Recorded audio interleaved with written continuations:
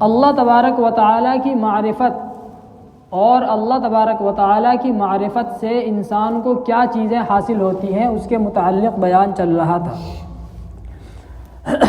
جب انسان کے دل میں اللہ تبارک و تعالیٰ کی معرفت داخل ہوتی ہے تو پہلے یہ آیا آپ کے سامنے کہ انسان کے دل کے اندر ایک تو اللہ کا خوف پیدا ہوتا ہے اور اللہ کی محبت پیدا ہوتی ہے، اور اللہ تبارک و تعالیٰ کے ہر فیصلے پر راضی رہنا یہ انسان کے دل کے اندر آ جاتا ہے، یعنی تقدیر پر انسان اور ایمان والا راضی رہنے والا بن جاتا ہے۔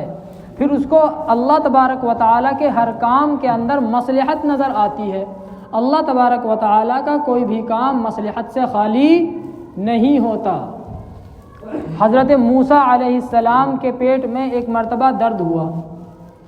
حضرت موسیٰ علیہ السلام نے اللہ تبارک و تعالیٰ سے عرض کیا کہ اے اللہ میرے پیٹ میں درد ہو گیا، کوئی علاج بتا دیجیے۔ اللہ نے فرمایا کہ چاول کھاؤ۔ اللہ تبارک و تعالیٰ نے ان سے فرمایا کہ چاول کھاؤ۔ انہوں نے چاول کھائے اور پیٹ کا درد ٹھیک ہی نہیں ہوا۔ انہوں نے پھر عرض کیا کہ جی اللہ تبارک و تعالیٰ میرے پیٹ میں درد ہے، کوئی علاج بتائیے۔ اللہ نے فرمایا کہ چاول کھاؤ۔ انہوں نے پھر چاول کھانے شروع کر دیے، وہ پیٹ کا درد پھر بھی جو ہے ٹھیک نہیں ہوا۔ تو کیا اللہ تبارک و تعالیٰ کا فیصلہ غلط تھا؟ اللہ تبارک و تعالیٰ نے جو علاج بتلایا کیا وہ علاج غلط تھا؟ نہیں، بالکل 100% صحیح تھا، لیکن پیٹ کا درد ٹھیک ہونے کا نام ہی نہیں لے رہا۔ تو میں یہ بتا رہا ہوں کہ اللہ کے ہر کام میں مصلحت۔ انہوں نے پھر عرض کی تیسری مرتبہ، اے اللہ تبارک و تعالیٰ تو نے 2 مرتبہ مجھ کو علاج بتا دیا، میرے پیٹ میں درد ہے، پیٹ کا درد ٹھیک نہیں ہو رہا۔ اللہ نے پھر کہا کہ چاول کھاؤ۔ تیسری مرتبہ پھر کہا کہ چاول کھاؤ۔ انہوں نے پھر چاول کھائے، وہ پیٹ کا درد صحیح نہیں ہوا۔ چوتھی مرتبہ انہوں نے پھر عرض کیا کہ اے اللہ تبارک و تعالیٰ میرے پیٹ میں درد ہے، کوئی علاج کوئی دوا بتا دیجئے۔ اللہ نے فرمایا کہ فلاں جگہ پر ایک حکیم ہے، اس کے پاس جاؤ۔ انہوں نے عرض کیا کہ اللہ پہلے ہی کہہ دیتا مجھ سے کہ وہاں جو ہے تم اس کے پاس پہنچ جاؤ۔ 3 دفعہ مجھے بھگایا ادھر ادھر، چاول کھلوائے اتنے سارے۔ خیر وہ پہنچ گئے حکیم کے پاس۔ حکیم صاحب سے جا کر کے عرض کیا کہ جی حکیم صاحب میرے پیٹ میں درد ہے۔ حکیم صاحب نے کیا کہا کہ چاول کھاؤ۔ حکیم صاحب نے کیا کہا؟ چاول کھاؤ۔ اپنی فیس انہوں نے لی اور کیا کہا؟ چاول کھاؤ۔ انہوں نے چاول کھائے اور پیٹ کا درد ٹھیک۔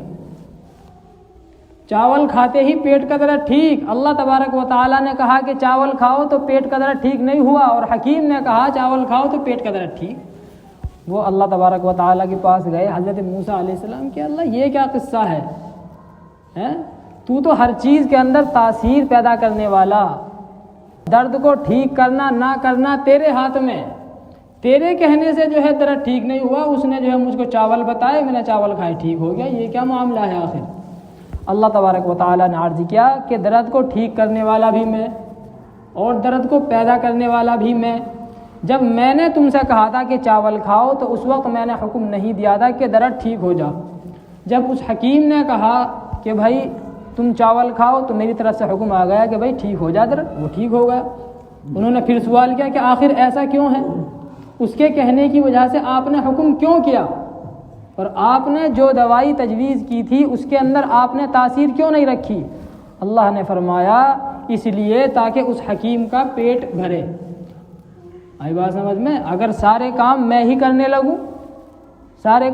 کرنے لگوں، اسباب کے ساتھ میں تمام چیزوں کو نہ جوڑوں تو پھر وہ حکیم تو بیٹھ کر کے مکھی مارے گا، اس کے بیوی بچے جو ہے کس طریقے سے پلیں گے، اس کا پیٹ کیسے بھرے گا؟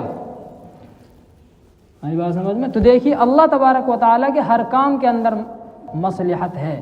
اللہ کے اس دوائی کو تجویز کرنے کی وجہ سے پیٹ کا درد ٹھیک نہیں ہو رہا ہے، لیکن ایک حکیم کے کہنے کی وجہ سے ٹھیک ہو گیا۔ کیوں؟ اس لیے کہ جب لوگ حکیم کے پاس جائیں گے اس سے کیا خریدیں گے؟ دوائی خریدیں گے، تو اس کا پیٹ بھرے گا، اس کا گھر چلے گا۔ اگر سارے کام یوں ہی ہونے لگے، ایسے ہی ہونے لگے، تو پھر تو لوگ بھوکے مر جائیں، کسی کا کچھ کام ہی نہ ہو۔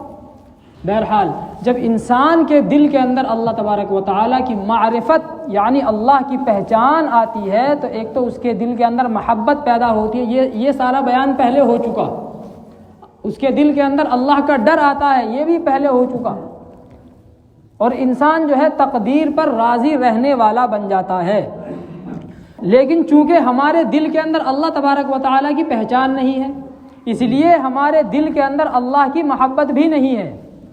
اگر ہم کو اللہ کی پہچان ہمارے دل کے اندر آ جائے تو پھر ہماری نگاہ کسی اور طرف نہ جائے، ہم اللہ تبارک و تعالیٰ کے احکامات کو توڑنے والے نہ بنیں۔ دیکھیے حضرت جنید بغدادی رحمۃ اللہ علیہ کے پاس ایک عورت آئی، اس نے اپنے شوہر کی شکایت کی کہ میرا شوہر غیر عورتوں کی طرف دیکھتا ہے اور میں اتنی حسین و جمیل ہوں، اتنی حسین و جمیل ہوں، اگر جو ہے عورت کو پردہ کرنے کا حکم نہ ہوتا تو میں ابھی آپ کے سامنے اپنا نقاب اتار کر کے دکھاتی، میں اتنی حسین و جمیل ہوں، میرے جیسا ہمارے علاقے میں کوئی ہے ہی نہیں، لیکن اس کے باوجود میرا شوہر غیر عورتوں کی طرف دیکھتا ہے۔ تو حضرت جنید بغدادی رحمۃ اللہ علیہ فوراً بے ہوش ہو گئے، ان کے اوپر غشی طاری ہو گئی۔ جب ان کو ہوش آیا تو لوگوں نے معلوم کیا کہ حضرت بے ہوش کیوں ہو گئے تھے آپ؟ انہوں نے کہا کیا آپ نے اس عورت کا جملہ نہیں سنا؟ اس نے کیا کہا کہ میں اتنی خوبصورت ہوں، اتنی خوبصورت ہوں، لیکن اس کے باوجود میرا شوہر دوسروں کی طرف دیکھتا ہے۔ تو مجھ کو ایک حدیث یاد آ گئی، ایک حدیث قدسی یاد آ گئی۔ ایک حدیث میں ہے آپ صلی اللہ علیہ وسلم نے فرمایا کہ اللہ تبارک و تعالی نے فرمایا کہ جس کا خدا میرے جیسا ہو تو وہ بندہ کسی اور کی طرف کیسے دیکھ سکتا ہے؟ جس کا خدا میرے جیسا ہو تو اس خدا کے بندے اس خدا کے علاوہ کسی اور کی طرف کیسے دیکھ سکتے ہیں؟ اللہ تبارک و تعالی کتنا حسین، تمام حسینوں کو پیدا کرنے والا وہ، سب کو روزی دینے والا وہ، چاند سورج اتنے اللہ تبارک و تعالی نے خوبصورت خوبصورت چیزیں بنائی، اس دنیا کو اتنا خوبصورت بنایا، سب رحم کرنے والوں سے زیادہ رحم کرنے والا، ماں کے دل میں محبت پیدا کرنے والا وہ، باپ کے دل کے اندر شفقت پیدا کرنے والا وہ، تو جو اتنا رحیم ہے، اتنا خوبصورت کہ ہر چیز اسی نے پیدا کی، تو اس کے بندے اگر اس کے علاوہ کسی اور کی طرف جائیں، کسی اور کی بات مانیں، اللہ کی بات نہ مانیں، تو بڑے تعجب کی بات ہے۔ تو ہم اللہ تبارک و تعالیٰ کی نافرمانی کیوں کرتے ہیں؟ اس لیے کہ ابھی ہمارے دل کے اندر اللہ کی معرفت اور اللہ کی پہچان پیدا نہیں ہوئی۔ یہ اللہ تبارک و تعالیٰ کی پہچان جو ہے آئے گی جب ہم کسی اللہ والے کے ہاتھ میں اپنا ہاتھ دیں گے، جو ہم کو بتائے کہ اللہ تبارک و تعالیٰ کی پہچان کیسے دل کے اندر آئے گی۔ اللہ تبارک و تعالیٰ کے انعامات میں، اللہ کی قدرتوں میں، اللہ کی مخلوقات میں انسان غور و فکر کرے تو پھر انسان کے دل کے اندر اللہ کی معرفت پیدا ہوگی۔ آج ہم یہ سوچتے ہیں کہ بھائی کس بزرگ کے پاس جائیں، ہماری نگاہ میں تو کوئی آج کل دنیا کے اندر بزرگ ہی نہیں ہے، ہم تو بزرگ اس کو مانتے ہیں جو پانی پر چلتا ہو، جو ہوا کے اوپر جو ہے اڑتا ہو، جس کو کبھی بھوک ہی نہ لگتی ہو، جو ننگ دھڑنگ ہو، جو کبھی نہاتا ہی نہ ہو۔ ہماری نگاہ میں تو ایسا آدمی بزرگ ہوتا ہے۔ آئی بات سمجھ میں؟ ایسا آدمی بزرگ، حالانکہ بزرگی کا معیار کیا ہے؟ جو سنت کا پابند ہو، جو سنت کا کیا ہو؟ پابند ہو، اللہ تبارک و تعالیٰ کی مرضی کے خلاف کوئی کام نہ کرتا ہو۔ حضرت جنید بغدادی رحمۃ اللہ علیہ کے پاس ایک آدمی آیا، 10 سال تک ان کی خدمت میں رہا، بیعت ہونے کے لیے آیا، مرید ہونے کے لیے 10 سال تک رہا ان کی خدمت میں۔ 10 سال کے بعد جب اپنے گھر جانے لگا تو حضرت جنید بغدادی رحمۃ اللہ علیہ نے اس سے معلوم کیا کہ بھائی تم جو ہے یہاں پر رہے اتنی مدت تک، جو تمہارا مقصد تھا وہ تم کو حاصل ہوا یا نہیں ہوا؟ اس آدمی نے کہا کہ جی میرے دل میں تو یہ تھا کہ آپ بہت بڑے اللہ والے ہیں، بہت بڑے بزرگ ہیں، بڑی بڑی کرامتیں آپ سے ظاہر ہوتی ہوں گی، پانی پر چلتے ہوں گے، ہواؤں میں اڑتے ہوں گے۔ میں نے آ کر کے دیکھا یہاں پر تو کچھ بھی نہیں، جیسے اور انسان ہے ایسے ہی آپ ہیں، آپ بھی بیمار ہوتے ہیں، بھوک آپ کو بھی لگتی ہے، نہاتے دھوتے آپ بھی ہیں، یعنی کوئی ایسی عجیب چیز میں نے آپ کے اندر نہیں دیکھی کہ میں آپ کو بزرگ مانوں۔ تو حضرت جنید بغدادی رحمۃ اللہ علیہ نے اس سے کہا 10 سال کے اندر کیا تو نے کوئی ایسا کام دیکھا ہے جو میں نے سنت کے خلاف کیا ہو؟ کوئی میرا ایسا عمل تو نے دیکھا ہے کہ میں نے سنت کے خلاف کوئی عمل کیا ہو؟ یہی تو سب سے بڑی کرامت ہے کہ انسان اللہ کی مرضی کے خلاف چھوٹا سے چھوٹا کام بھی نہ کرے. اصل چیز یہ ہے اللہ تبارک و تعالیٰ نے اس لیے انسان کو دنیا کے اندر بھیجا ہے.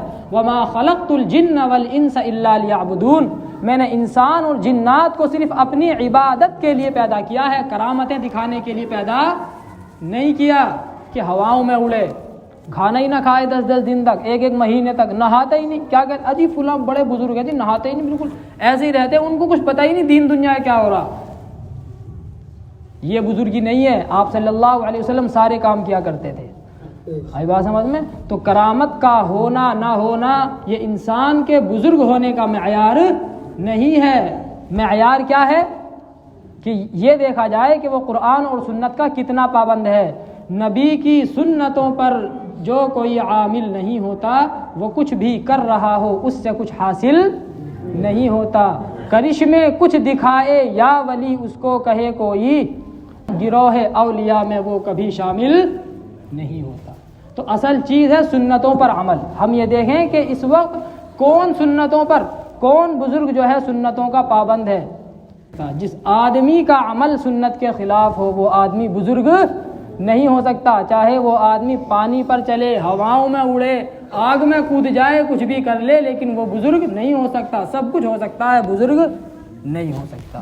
بہرحال مقصد کہنے کا یہ ہے کہ ہم کو کسی بزرگ سے اپنا اصلاحی تعلق قائم کرنا چاہیے تاکہ ہماری اصلاح ہو سکے. اس لیے کہ اگر آدمی کی اصلاح ہی نہیں ہوئی ہے، انسان کی اصلاح ہی نہیں ہوئی ہے، تو آدمی کچھ بھی بن جائے وہ بیکار ہے. آدمی کی اصلاح کیسے ہوگی؟ آدمی کے دل کے اندر معرفت کیسے پیدا ہوگی؟ جب ہم کسی اللہ والے سے اپنا تعلق قائم کریں گے.